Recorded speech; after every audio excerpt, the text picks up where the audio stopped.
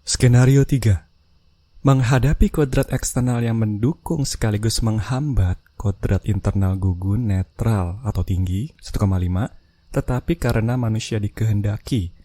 Ini berarti berbeda dengan skenario 1 dan 2 yang menggunakan koordinat status orang tuanya di sebelah kiri sebagai acuan atau contoh. Gugun dalam skenario 3 ini memiliki definisi dan prinsip tersendiri mengenai bagaimana mengisi status anak dan status penganut Islam ini, Bu. Dengan kata lain, ada dua bagian utama. 1. Gugun mengisi irisan status berdasarkan perspektif ortunya ini persis sama dengan skenario 2. Tetapi 2. Gugun juga berusaha mengisi status-status tersebut berdasarkan perspektif dirinya sendiri, berdasarkan pemahamannya sendiri, meskipun hal ini berlawanan dengan perspektif kedua orang tuanya, meskipun tindakan tersebut berada di luar koordinat status taat beragama dan status anak milik orang tuanya di sebelah kiri. Iya. Kalau masih beririsan, misalnya baik di sebelah kiri maupun kanan masih masuk status anak yang baik, alias prinsip gugun ini masih sama dengan ortunya, maka kenyataan ini tidak akan ditonjolkan ke kedua orang tuanya. Sebaliknya, jika masuk di status anak di sebelah kanan tetapi tidak masuk di sebelah kiri, alias prinsip gugun kebetulan berlawanan dengan kedua orang tuanya, kemungkinan justru gugun akan melakukannya diam-diam, Bu. Orang tuanya nggak akan tahu. Betul. Terus? Misalnya, kalau gugun diharapkan orang tuanya untuk berprestasi, maka gugun pun akan berusaha berprestasi, tetapi dengan caranya sendiri, yaitu cara yang benar di hadapan Allah. Kalau gugun diharapkan untuk rajin beribadah, gugun pun akan beribadah, tetapi dengan memelihara kesadaran bahwa pendapat orang tuanya mengenai ibadah gugun tidak relevan di hadapan Allah. Iya. Dalam skenario 1, gugun cenderung anti terhadap apa yang diinginkan atau diajarkan orang tuanya. Kemudian dalam skenario 2, gugun rajin di irisan status, tetapi cenderung anti terhadap tindakan-tindakan yang di luar irisan status tersebut. Dua skenario ini meskipun seolah berlawanan, sebenarnya sama aja memiliki persamaan, yaitu gugun menjadikan kedua orang tuanya sebagai katalis. Cuman yang satu katalis berlawanan, sedangkan yang kedua katalis searah. Iya, betul sekali. Oleh karena itulah, dalam kasus 3 justru sebaliknya, gugun sama sekali tidak menjadikan orang tuanya sebagai katalis dalam berbuat bermanfaat.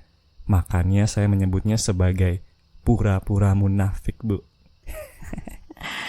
Kenapa? Karena gugun tidak berusaha memberontak terhadap kemunafikan tersebut seperti dalam skenario 1. Justru sebaliknya, kelihatan patuh atau bahkan mencontoh kemunafikan tersebut malah, seperti dalam skenario 2. Tetapi itu cuma pura-pura sebenarnya. Gugun memiliki prioritas utama berupa kedudukan di hadapan Allah, yang fokusnya adalah irodat yang bersih, dari nafsu, rasa akur, rasa suci, dan rasa minta puji. Iya, terus? Dalam cerita ini, gugun sadar bahwa dengan sekedar memberontak dan mengambil sikap anti terhadap segala sesuatu yang diajarkan orang tuanya, tanpa pemahaman yang cukup, ia justru akan mengotori hatinya sendiri dengan nafsu. Gugun juga sadar bahwa pada suatu saat ia harus mengambil sikap tegas dan melawan kemunafikan orang tuanya. Tetapi ia perlu memikirkan waktu dan cara yang tepat untuk melakukannya, karena ia masih belum bisa menghidupi dirinya sendiri, karena ia masih bergantung kepada kedua orang tuanya. Makanya ia pura-pura patuh dulu terhadap kemunafikan kedua orang tuanya. Iya, bisa. Skenario ini bisa menjadi contoh salah satu cara menjawab situasi gugun dengan mengutamakan kedudukan di hadapan Allah. 1. Dengan berpura-pura munafik tersebut, dengan tidak menjadikan kedua orang tuanya sebagai katalis, sebagai acuan dan teladan perbuatan bermanfaat, Gugun sudah berhasil melepaskan nafsu rasa minta puji terhadap kedua orang tuanya. 2. Dengan bersiap-siap mengkonfrontasikan kemunafikan orang tuanya di masa depan dengan sadar bahwa terdapat pertanggungjawaban yang jauh lebih besar daripada pertanggungjawaban Gugun di depan orang tuanya, yaitu pertanggungjawaban Gugun di hadapan Allah. Gugun sebenarnya sedang dalam proses melepaskan nafsu rasa aku terhadap kedua orang tuanya. 3. Dengan sadar bahwa sekedar anti terhadap orang tuanya tidak serta-merta menjadikannya benar di hadapan Allah, dan dengan berusaha memikirkan waktu dan cara yang tepat untuk mengkonfrontasikan kemunafikan kedua orang tuanya, Gugun berhasil melepaskan nafsu rasa suci. Iya, Bu. Bagus. Ilustrasi ini sebenarnya berhubungan dengan alif lam mim juga loh. Kamu sadar nggak? Oh, sadar, Bu. Oh ya? Coba jelaskan deh. Siap, Bu. Tindakan Gugun dalam skenario 1, 2, dan 3 yang berusaha mengisi atau menghindari status anak dan status penganut Islam taat ini merupakan irodat rel sebelah kiri, yaitu perbuatan yang bermanfaat buat pribadi sesama lahir dan batin. Meskipun dalam kenyataannya mungkin nggak mencentang keempat persyaratan tersebut juga, Bu. Iya, betul. Ketika Gugun memberontak kepada kedua orang tuanya, bisa jadi tindakan yang dipilih sebenarnya nggak bermanfaat buat kesehatan mentalnya sendiri. Iya, Bu. Kalau begitu nggak mencentang persyaratan pribadi batin. Dan sebaliknya, ketika Gugun mematuhi kedua orang tuanya pun bisa juga tindakannya sebenarnya nggak bermanfaat buat orang lain, entah lahir ataupun batin. Iya, betul. Terus? Dalam skenario 1 dan 2, irodat Gugun berhenti di sini. Hanya berputar-putar dengan orang tua sebagai katalisnya. Hanya berpoco-poco dengan diagram perspektif orang tuanya di sebelah kiri ini sebagai acuannya. Makanya bisa dibilang Gugun hanya berhasil melakukan perbuatan bermanfaat buat diri sendiri, sesama, lahir dan batin, tetapi dengan niat karena orang tuanya, alias sesama manusia. Sebaliknya, dalam skenario 3, irodat Gugun tidak berhenti di situ. Gugun mengembangkan dimensi status berdasarkan perspektifnya secara pribadi. Ini merupakan langkah sadar, tabah dan sabar sebenarnya, yaitu kesadaran bahwa 1. Ia harus memiliki pemahaman sendiri tentang semua perbuatan yang ia lakukan. Apa aja manfaatnya, apa aja mudaratnya, baik bagi dirinya sendiri maupun orang lain. Dan pemahaman ini bisa sama atau bisa beda koordinatnya dengan perspektif orang tuanya di sebelah kiri. Betul. Nggak sekedar pasti beda seperti skenario 1 atau pasti sama seperti skenario 2. Terus? 2. Mengapa perlu memiliki pemahaman sendiri? Karena tidak peduli apapun itu yang ia lakukan untuk mengisi irisan status di hadapan ortunya, atau bahkan yang berada di luar itu karena memberontak, tetap aja ia harus mempertanggungjawabkan semuanya tanpa kecuali secara langsung di hadapan Allah. Gampangnya begini, kalau nanti ditanya Allah mengapa melakukan A, mengapa melakukan B, Gugun tidak akan diterima ibadahnya jika sekedar menjawab, karena disuruh bokap dan nyokap ya Allah. Iya, betul sekali. 3. Apa signifikansi pertanggungjawaban di hadapan Allah ini? Signifikansinya adalah pada suatu saat akan datang ujian dari Allah untuk melepaskan nafsu rasa aku, rasa suci dan rasa minta puji berkenaan dengan perbuatan Gugun tersebut. Kalau mau menjawab dengan benar, Gugun harus irodat lagi dalam bentuk lain di hadapan Allah. Tidak peduli orang tuanya tahu atau tidak. Gugun harus melakukan irodat tambahan dalam rangka melepaskan hak-hak prerogatif Allah yang sama sekali tidak ada hubungannya dengan perspektif status milik kedua orang tuanya tersebut. Dengan prinsip dan tindakan-tindakan seperti ini, Gugun akan membuktikan bahwa katalis perbuatannya adalah Yang Maha Esa, bukan kedua orang tuanya, niatnya melakukan perbuatan bermanfaat adalah karena Allah semata, bukan sesama manusia. Betul sekali, pintar.